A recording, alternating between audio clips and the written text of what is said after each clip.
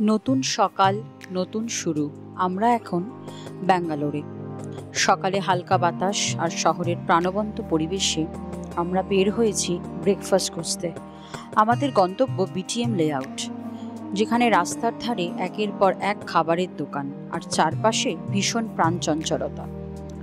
পথে যেতে যেতে হঠাৎ চোখে পড়ল এক খেলার মাঠে ছুটোছুটি করছে বাচ্চারা। তাদের হাসি আর খেলাধুলার আনন্দ যেন সকালটাকে আরো বেশি রঙিন করে তুলত। শহরের কোলাহল আর এই সরল মুহূর্ত দুটোই একসাথে ভ্রমণকে আরো উপভোগ্য করিয়ে তোলে। আর হ্যাঁ, যারা আমাদের আগের ভিডিও দেখেননি অবশ্যই দেখে নিন। সেখানে আমরা দেখিয়েছি কিভাবে মাত্র কয়েক ঘন্টায় কলকাতা থেকে বেঙ্গালুরুতে পৌঁছেছি ফ্লাইটে। আর সেই যাত্রার প্রত্যেকটা রোমাঞ্চকর মুহূর্ত আপনারা নিশ্চয়ই মিস করতে চাইবেন না। তাহলে চলুন আজকের দিনটাকে শুরু করি একটা ভালো ব্রেকফাস্ট দিয়ে। সঙ্গে থাকুন 7 কালার্স ট্রাভেল ব্লগে।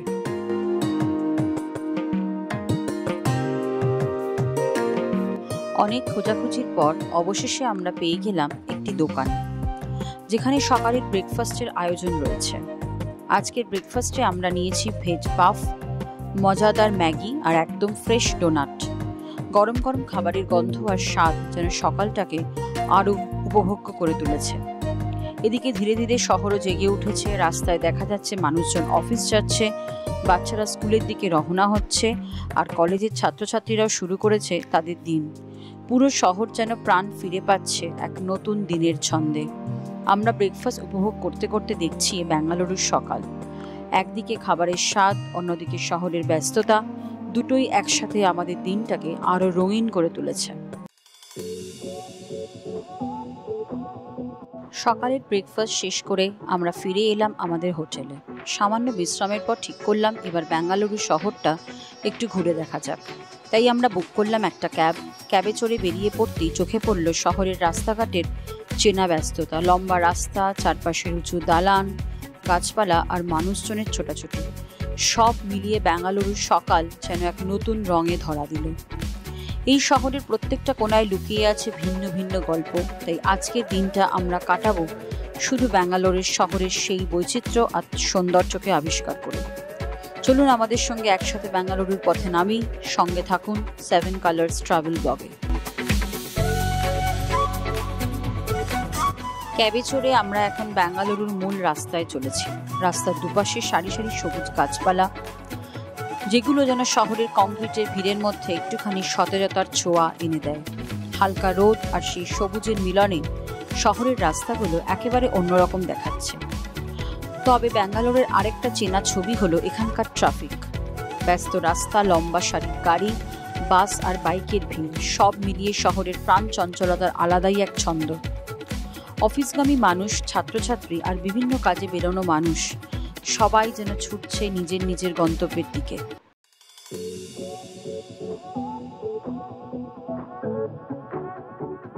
কলকাতা থেকে বেঙ্গালুরুর দূরত্ব প্রায় 1876 কিলোমিটার। এতটা দীর্ঘ পথ অতিক্রম করে আমরা পৌঁছে গেছি এই প্রাণচঞ্চল শহরে। বেঙ্গালুরু শুধু কর্ণাটকের রাজধানী নয়, এটি পরিচিত গার্ডেন সিটি নামে। শহরের নানা প্রান্তে ছড়িয়ে থাকা সবুজ পার্ক, গাছপালা আর প্রাকৃতিক সৌন্দর্যই এই নামের যথার্থতা প্রমাণ করে। ব্যস্ত নগর জীবনের মাঝে সবুজ উপস্থিতি বেঙ্গালুরুকে করে তুলেছে একেবারে আলাদা। শুধু তাই নয়, বেঙ্গালুরু আরেকটি নামে খ্যাত, সেটি হলো সিলিকন ভ্যালি অফ ইন্ডিয়া। কারণ এখানে রয়েছে দেশের সবচেয়ে বড় আইটি হাব, অসংখ্য বহুজাতিক কোম্পানি, স্টার্টআপ আর টেকনোলজি সেন্টার এই শহরকে করে তুলেছে ভারতের তথ্য প্রযুক্তির রাজধানী। তাই বলা যায় বেঙ্গালুরু হলো একসাথে আধুনিকতার শহর, সবুজের শহর এবং কর্মচঞ্চলতার শহর। প্রত্যেকটা মুহূর্তেই এর নতুন রূপ আমাদের ভ্রমণকে আরো আকর্ষণীয় করে তুলেছে। চলুন আরো কাছ থেকে দেখি বেঙ্গালুরুর সৌন্দর্য। সঙ্গে থাকুন 7 কালার্স ট্রাভেল ব্লগ।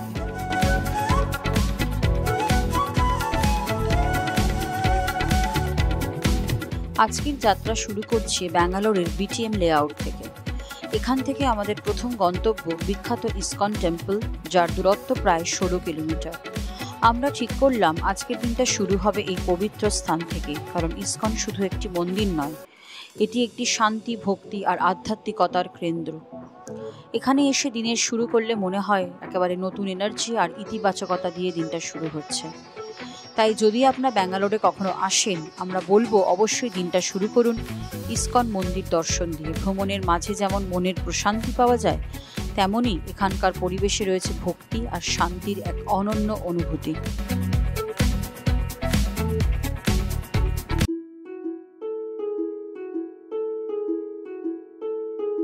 অবশেষে আমরা এসে পৌঁছে গেছি ব্যাঙ্গালোরের বিখ্যাত ইসকন মন্দিরে।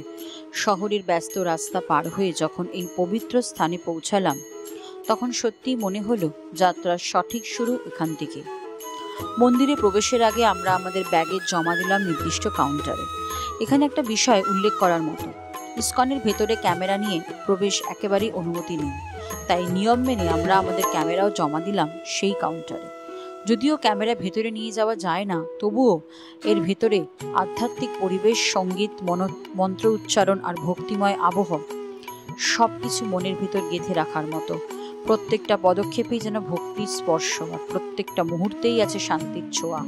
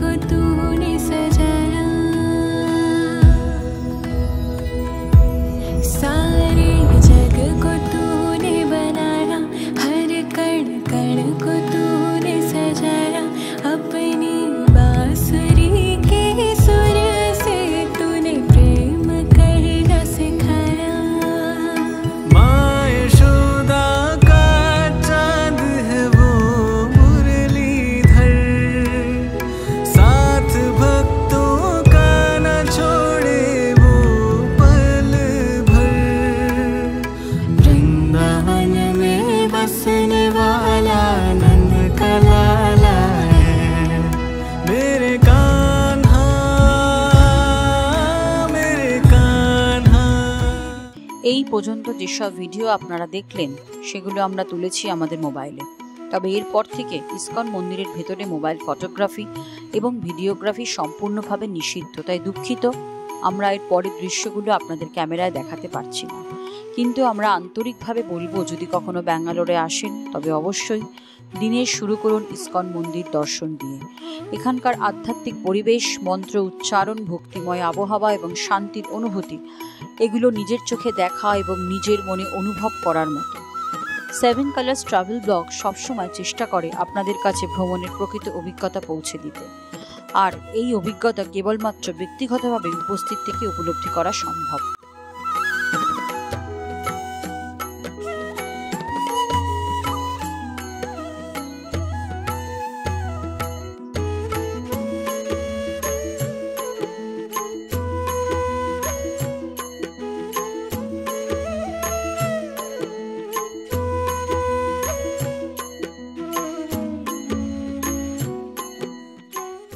গুড মর্নিং বন্ধুরা, আজকে হলো আমাদের ব্যাঙ্গালোরের প্রথম দিন এবং আজকে আমরা সবার প্রথমে দর্শন করতে চলে এসেছি ISKCON temple, Bangalore ISKCON temple. যে ইসকন টেম্পলটা বন্ধুরা আমরা ভেতরটা ঘুরে ভ্রমণ করে এসে তোমাদের তথ্যটা দিচ্ছি, তার কারণ ভেতরে কিন্তু ভিডিও ক্যামেরা একেবারেই অ্যালাউড নয়, যার জন্য তোমাদের আমি ভেতরের পুরো তথ্যটা দিতে পারলাম না। কিন্তু তোমাদের আমি বলে দিচ্ছি, সেটা হচ্ছে যে আমাদের কলকাতার মায়াপুর ইসকন যারা দেখেছো, সিমিলারলি ভেতরেও কিন্তু এখানে সেই ঈশ্বরের নাম হচ্ছে, সবসময় কৃষ্ণের নাম হচ্ছে, ভজন হচ্ছে।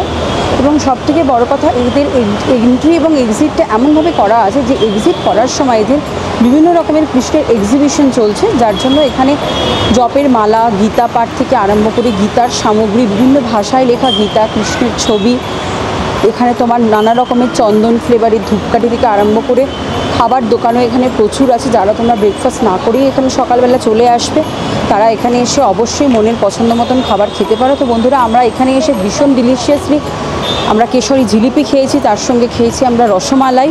ভীষণ ভালো লেগেছিলো, টেস্টটা এখনও অবধি আমার মুখে লেগে আছে, কারণ মিষ্টির মধ্যে আমার রসমালাইটা খুব প্রিয়। আর এখানে এসে চলেও এসেছি কৃষ্ণের সেই স্থানে, যেখানে সর্বক্ষণ হরে কৃষ্ণ হরে রাম মহামন্ত্র জপ হচ্ছে। এবং সবথেকে ইন্টারেস্টিং বন্ধুরা, ঢোকার সময় একটা বড় স্ক্রিনে কৃষ্ণের সম্পর্কে লেখা আছে, if one forgets Krishna, Krishna will never forget him. আমরা যদি কৃষ্ণকে ভুলেও থাকি, কৃষ্ণ কিন্তু আমাদের ভুলে থাকে না বন্ধুরা। সেই জন্য আমাদের আজ থেকেই মহামন্ত্র জপ করা শুরু করতে হবে এবং বেশি বেশি করে হরে কৃষ্ণ এই মন্ত্রের সাথে যাতে আমরা আমাদের জীবনটাকে খুব সুন্দরভাবে উপভোগ করতে পারি, সেই চেষ্টা করতে হবে। চোখ রাখো, দেখতে থাকো সেভেন কালার্স। তোমার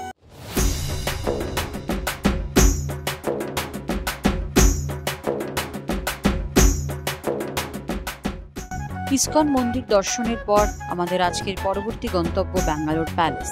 শহরের কোলাহল থেকে বেরিয়ে এবার আমরা যাচ্ছি একেবারে রাজকীয় পরিবেশের দিকে, যেখানে ইতিহাস আর স্থাপত্য মিলেমিশে তৈরি করেছে এক অনন্য সৌন্দর্য। ব্যাঙ্গালোর প্যালেস শুধুমাত্র একটি প্রাসাদ নয়, এটি শহরের ঐতিহ্য এবং রাজকীয় গৌরবের প্রতীক। টিউডর এবং স্কটিশ স্থাপত্য শৈলীতে নির্মিত এই প্রাসাদ যেন আমাদের নিয়ে যায় ব্রিটিশ আমলের রাজকীয় জীবনে। লম্বা মিনার, সুন্দর কাঠের খোদাই আর রাজকীয় সাজসজ্জা প্রত্যেকটা কোণাই মুগ্ধ করার মতো। আমরা ঠিক করেছি আজকের দিনের পরবর্তী অধ্যায় শুরু হবে এখান থেকে। ব্যাঙ্গালোর শহরের সমৃদ্ধ ইতিহাস আর সাংস্কৃতিক সৌন্দর্য জানার জন্য এর থেকে ভালো জায়গা আর কিছু হতে পারে না।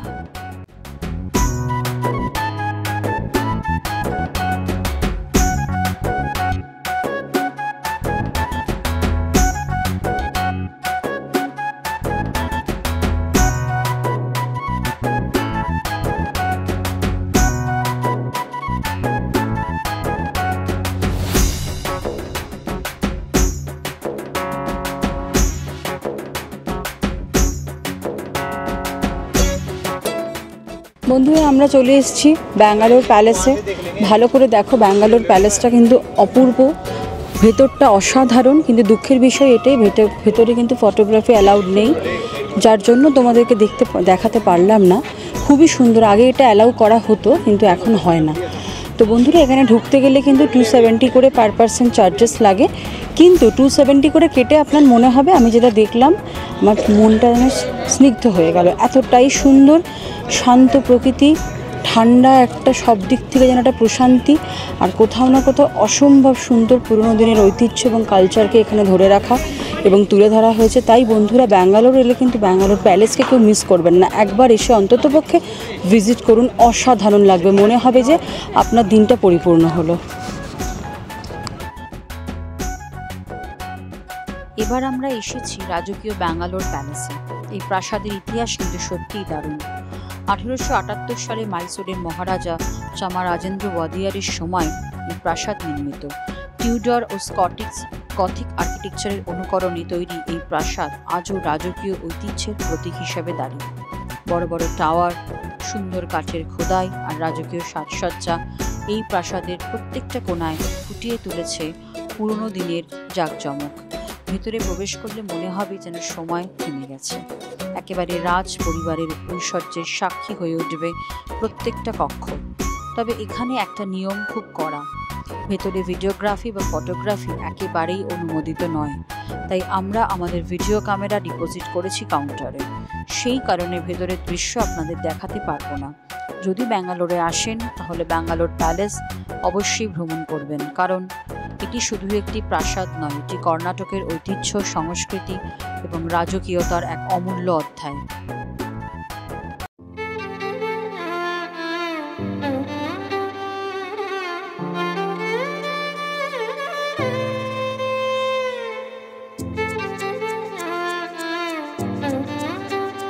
ব্যাঙ্গালোর প্যালেস দর্শনের পর এবার আমরা চলে এসেছি শহরের অন্যতম প্রতীক স্থাপত্য বিধানসৌধ। কর্ণাটক সরকারের এই আসন কেবল একটি প্রশাসনিক ভবন নয়, এটি ব্যাঙ্গালোরের পরিচয়েরও অংশ। 1956 সালে নির্মিত এই বিশাল ভবনটি গ্রানাইট পাথরে তৈরি এবং এর স্থাপত্যে ভারতীয় দ্রাবিড়ীয় ধারা ও আধুনিক শৈলীর এক অপূর্ব সংমিশ্রণ দেখা যায়। প্রায় 1500 কক্ষ বিশিষ্ট এই ভবনের প্রত্যেকটা দিক থেকে ভেসে আসে মহিমা এবং ঐশ্বর্যের ছাপ। সামনের সিঁড়ি আর বিশাল গম্বুজ দেখে মনে হয় ইতিহাসের পাতা থেকে উঠে আসা কোনো রাজকীয় দুর্গ। আর রাতে যখন আলোকসজ্জায় ঝলমল করে ওঠে বিধানসৌধ, তখন তার সৌন্দর্য সত্যিই বর্ণনার অতীত। দ্রাবিড়ীয় স্থাপত্যশৈলী এবং রাজকীয় অলঙ্করণে তৈরি এই ভবনের গায়ে খোদাই করা আছে government's work is God's work, যা এর মূল দর্শনকে প্রকাশ করে। আজ আমরা দাঁড়িয়ে আছি এই আইকনিক স্থাপত্যের সামনে আর আপনাদের সঙ্গে ভাগ করে নিচ্ছি সেই অভিজ্ঞতা। ব্যাঙ্গালোর ভ্রমণে এখানে অবশ্যই আসবেন, কারণ এটি শুধু একটি ভবন নয়, এটি কর্ণাটকের গৌরবের প্রতীক। বিধানসৌধ দর্শনের পর এবার আমরা যাচ্ছি ব্যাঙ্গালোরের আরেকটি বিখ্যাত জায়গা, চিন্নাস্বামী স্টেডিয়াম। ক্রিকেট প্রেমীদের কাছে এই স্টেডিয়ামের নাম শুনলেই মনে ভেসে ওঠে অসংখ্য ঐতিহাসিক ম্যাচ, কর্ণাটক ক্রিকেট আর IPL এর উত্তেজনা। কিন্তু চিন্নাস্বামী স্টেডিয়ামের পথে বেরিয়ে পড়তেই ব্যাঙ্গালোরের চিরচেনা চ্যালেঞ্জ, সেটি হলো ভয়াবহ ট্রাফিক জ্যাম। যদিও ট্রাফিক একটু বিরক্তিকর বলে মনে হয়, তবে এটা ব্যাঙ্গালোরের বাস্তব চিত্র। ব্যস্ত IT হাব, অসংখ্য অফিস, স্কুল, কলেজ আর ব্যবসায়িক এলাকা ঘিরে প্রত্যেক দিনই এভাবেই জমে ওঠে শহর।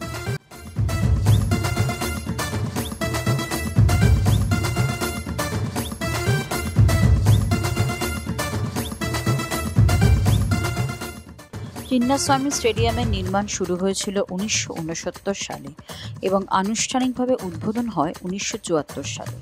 শুরুতে একে বলা হতো Karnataka state cricket association stadium. পরে কর্ণাটক রাজ্যের প্রাক্তন মুখ্যমন্ত্রী ও দীর্ঘদিন এখানে কর্ণাটক ক্রিকেট অ্যাসোসিয়েশনের সভাপতি M. চিন্নাস্বামীর অবদানের জন্য তার নাম অনুসারে এই স্টেডিয়ামের নামকরণ করা হয়।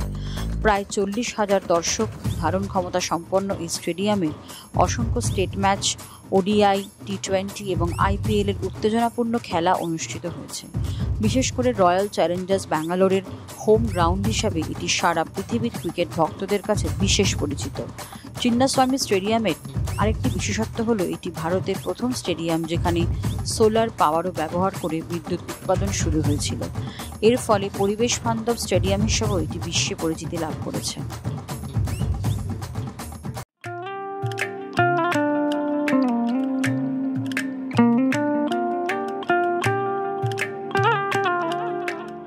চিন্নাস্বামী স্টেডিয়াম দর্শনের পর এবার আমরা যাচ্ছি ইতিহাসের আরেকটি অমূল্য সাক্ষ্যে, টিপু সুলতান সামার প্যালেস। ব্যাঙ্গালোরের একেবারে হৃদয়ে অবস্থিত এই প্রাসাদ শুধু একটি ঐতিহাসিক স্থাপত্য নয়, বরং দক্ষিণ ভারতের ইতিহাসের অন্যতম সেরা নিদর্শন।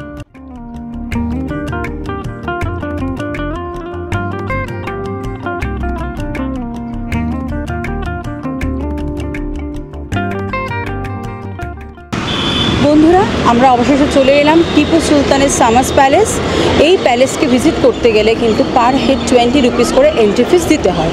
আর এখানে কিন্তু ক্যামেরা ইজ নট অ্যালাউড, যার জন্য আমরা মোবাইল ক্যামেরাতে সমগ্রটা বন্দি করেছি। তোমরাও চাইলে মোবাইলে ভিডিওগ্রাফি, ক্যামেরায় ফটোশ্যুট সবই করতে পারবে, কিন্তু ভিডিও ক্যামেরা এখানে অ্যালাউড নয়। তো বন্ধুরা, ঢোকার সময় কিন্তু এখানে QR কোড স্ক্যান করে তোমার আধার কার্ড নাম্বার লাগছে, সেটা দিয়েই কিন্তু তোমরা এন্ট্রি করতে পারবে। এবং এটা ছিল একটা ঐতিহাসিক স্থাপত্য বা নিদর্শন তোমরা বলতে পারো। টিপু সুলতানের নানা রকমের আর্কিওলজিক্যাল স্ট্রাকচার আমরা অনেক জায়গাতেই পাবো, এটা হলো ইটস ওয়ান অফ দেম। তো বন্ধুরা, তোমরা সকলেই যারা ব্যাঙ্গালোর ভিজিট করবে তারা কিন্তু অবশ্যই এই প্যালেসটাকে দেখো। ভিতরটা অপূর্ব সুন্দর। এটা মেয়েদের জন্য লেডিস টয়লেট, ছেলেদের জন্য জেন্টস টয়লেট, পানীয় জলের সুব্যবস্থা করা আছে। এবং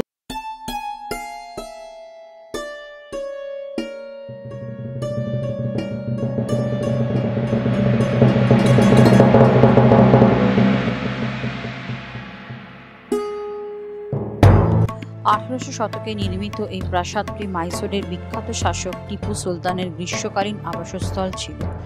মূলত 1791 সালে এই প্রাসাদের কাজ সম্পন্ন হয় এবং এটি তৈরি করা হয়েছিল সম্পূর্ণ টিক কাঠ ও সুন্দর খোদাই করা স্তম্ভ দিয়ে।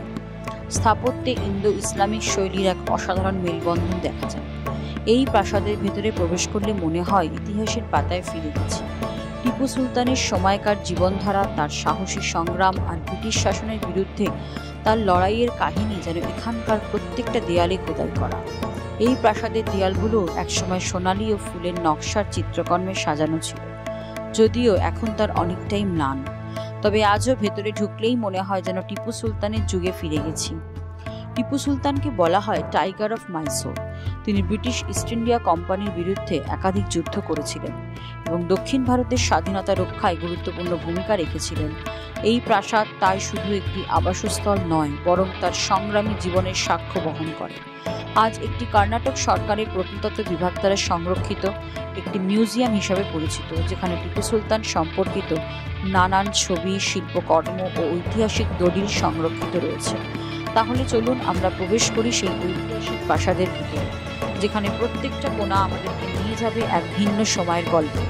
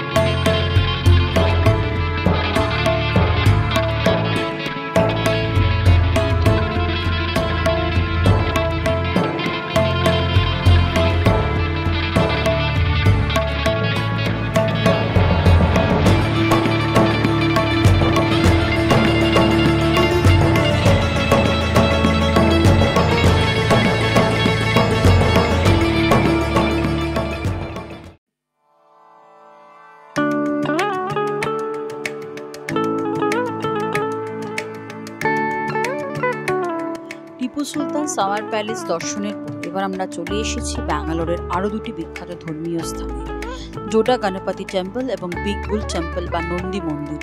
প্রথমে যাই ডোডা গণপতি মন্দিরে। এটি ব্যাঙ্গালোরের অন্যতম প্রাচীন ও বিখ্যাত গণপতি মন্দির, যেখানে রয়েছে এক বিশাল একশিলা পাথরের গণেশ মূর্তি।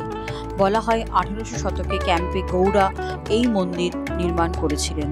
ডোডা শব্দের অর্থ হলো বড়, আর সত্যি এখানকার গণপতি মূর্তি এতটাই বিশাল যে এক নজরে দেখে মনে হয় অপার শক্তি এবং শান্তির প্রতীক স্বয়ং গণপতি মহারাজ। এই মন্দিরের বিশেষ আকর্ষণ হলো উৎসবের সময় পুরো মূর্তিটা নানান রঙের মাখনে বা বাটার ক্লাপচার দিয়ে সাজানো হয়, যা দেখতে হাজার হাজার ভক্ত ও পর্যটক ভিড় জমায়।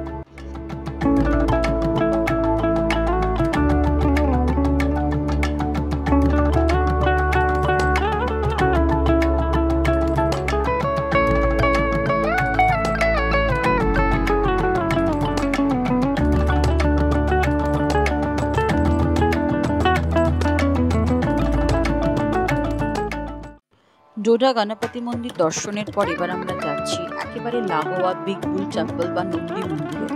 এখানে রয়েছে এক বিশাল নন্দীর মূর্তি, যা তৈরি করা হয়েছে একটিমাত্র গ্রানাইট পাথর খোদাই করে।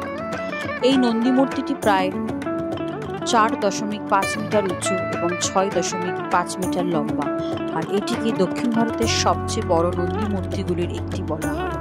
মনে করা হয় এই মন্দিরটিও ক্যাম্পে গৌড়া 1600 শতকে নির্মাণ করেছিলেন। মন্দিরের প্রবেশ মূল্যে এক অদ্ভুত শান্তি অনুভব হয়, আর এই নন্দীদেবের মহিমা দেখে মুগ্ধ না হয়ে কোনো উপায় নেই।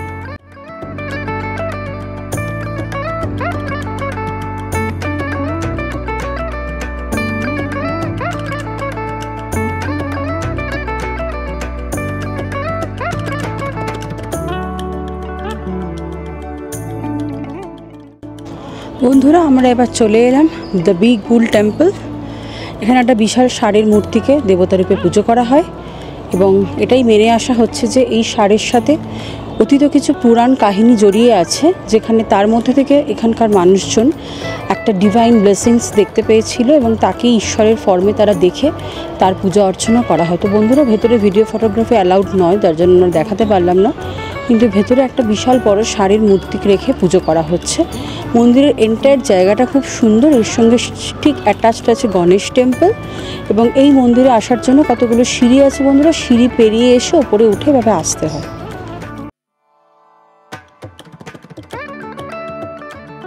কাহিনী প্রচলিত আছে, একসময় এই এলাকায় ফসল নষ্ট করত এক বিশাল বন্য বৃষ।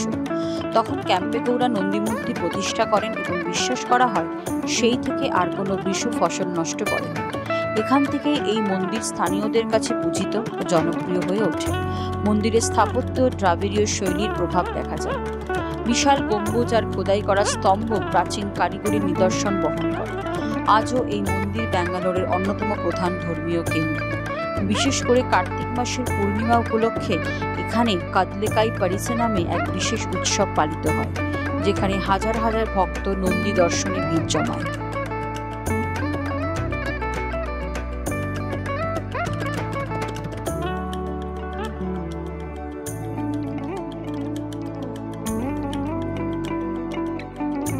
বিগ বুল টেম্পল দর্শনের পর এবার আমরা যাচ্ছি ব্যাঙ্গালোরের সবচেয়ে বিখ্যাত ও মনোমুগ্ধকর জায়গাগুলির একটি, লালবাগ বোটানিক্যাল গার্ডেন। ব্যাঙ্গালোরে যাকে বলা হয় গার্ডেন সিটি অফ ইন্ডিয়া, তার সবচেয়ে বড় পরিচয় এই লালবাগ। প্রায় 240 একর জুড়ে বিস্তৃত এই বাগান শুধু একটি পার্ক নয়, বরং এটি একটি ঐতিহাসিক বোটানিক্যাল গার্ডেন, যেখানে রয়েছে বিরল প্রজাতির অসংখ্য গাছপালা, ফুল এবং উদ্ভিদ।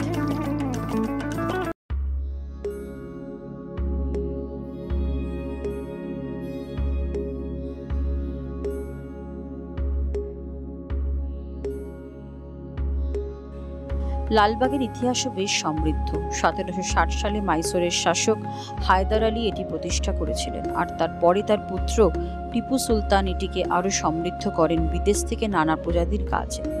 আজ এখানে প্রায় 1000টিরও বেশি প্রজাতির উদ্ভিদ সংরক্ষিত রয়েছে। এই বাগানের অন্যতম আকর্ষণ হলো গ্লাস হাউস, যা লন্ডনের ক্রিস্টাল প্যালেসের অনুকরণে তৈরি। প্রত্যেকটা বছর এখানে অনুষ্ঠিত হয় বিখ্যাত ফ্লাওয়ার শো, যা পর্যটক ও স্থানীয়দের কাছে বিশেষ আকর্ষণ। শুধু তাই নয়, লালবাগে রয়েছে প্রায় 3000 মিলিয়ন বছরের পুরনো শিলা, যাকে বলা হয় পেনিনসুলার জেনেসিস রক, যা পৃথিবীর প্রাচীনতম ভূতাত্ত্বিক নিদর্শনগুলির একটি। সব মিলিয়ে লালবাগ বোটানিক্যাল গার্ডেন হলো প্রকৃতি, ইতিহাস আর সৌন্দর্যের এক অপূর্ব সংমিশ্রণ। তাই ব্যাঙ্গালোরে এলে এই জায়গা একেবারেই মিস করবেন না।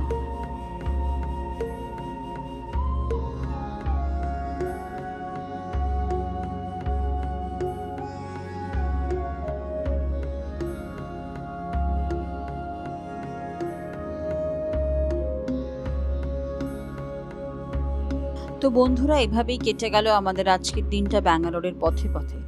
সকালে শুরু করেছিলাম ভগবান শ্রীকৃষ্ণের আশীর্বাদ নিয়ে ইসকন টেম্পল থেকে। এরপর রাজকীয় ইতিহাসের সাক্ষী হতে ঘুরে এলাম ব্যাঙ্গালোর প্যালেস। তারপর দাঁড়ালাম কর্ণাটকের গর্ব, প্রশাসনিক শক্তির প্রতীক বিধানসৌধর সামনে। সেখান থেকে পৌঁছে গেলাম ক্রিকেট প্রেমীদের হৃদয় ঐতিহাসিক চিন্নাস্বামী স্টেডিয়ামে।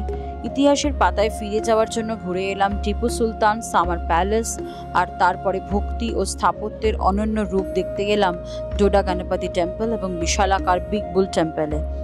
শেষে শান্ত সবুজের মাঝে দিনের ক্লান্তি মুছিয়ে দিল লালবাগ বোটানিক্যাল গার্ডেন, যেখানে প্রকৃতিতে রঙে রঙিন করে তুলল আমাদের মন। আজকের ভ্রমণের ইতিহাস, ধর্ম, সংস্কৃতি আর প্রকৃতির এক অপূর্ব মেলবন্ধন আপনাদের সামনে তুলে ধরতে পেরে আমরা ভীষণ আনন্দিত। আশা করি আপনাদেরও আমাদের এই যাত্রা ভালো লেগেছে। ভিডিওটা যদি ভালো লেগে থাকে তবে লাইক দিন, শেয়ার করুন আর সাবস্ক্রাইব করতে ভুলবেন না আমাদের চ্যানেল 7 কালার্স ট্রাভেল ব্লগ। তাহলে আজকে এখানেই শেষ, আবার দেখা হবে নতুন ভ্রমণের নতুন গল্প নিয়ে। ততক্ষণ পর্যন্ত ভালো থাকুন, সুস্থ থাকুন, ভ্রমণের সঙ্গেই থাকুন।